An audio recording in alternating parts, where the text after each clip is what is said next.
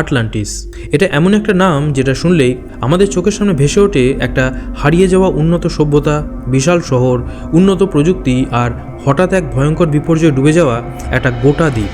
কিন্তু প্রশ্ন হলো যে আটলান্টিস কি সত্যিই ছিল, নাকি এটা শুধুমাত্র একটা গল্প কথা?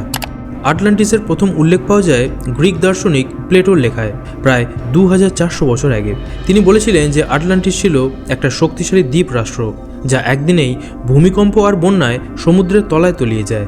এই আটলান্টিসের মানুষরা খুবই উন্নত আর শক্তিশালী যোদ্ধা ছিল, আর তারা নাকি একসময় নিজেদেরকে ভগবানের সমতুল্য মনে করতে শুরু করেছিল, যে কারণে ভগবান তাদের উপর রুষ্ট হন আর গোটা আটলান্টিসকে সমুদ্রের তলায় ডুবিয়ে দেন।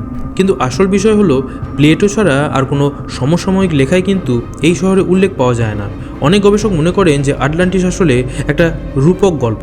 প্লেটো এই গল্প ব্যবহার করেছিলেন মানুষের অহংকার আর নৈতিক পতনের পরিণতি বোঝাতে। আবার কেউ কেউ ধারণা করেন যে আটলান্টিসের পেছনে হয়তো বাস্তব কোনো ঘটনা ছিল, যেমন গ্রিসের স্যান্টোরিনি আগ্নেয়গিরির বিস্ফোরণ, যা মিনোয়ান সভ্যতাকে ধ্বংস করে দিয়েছিল।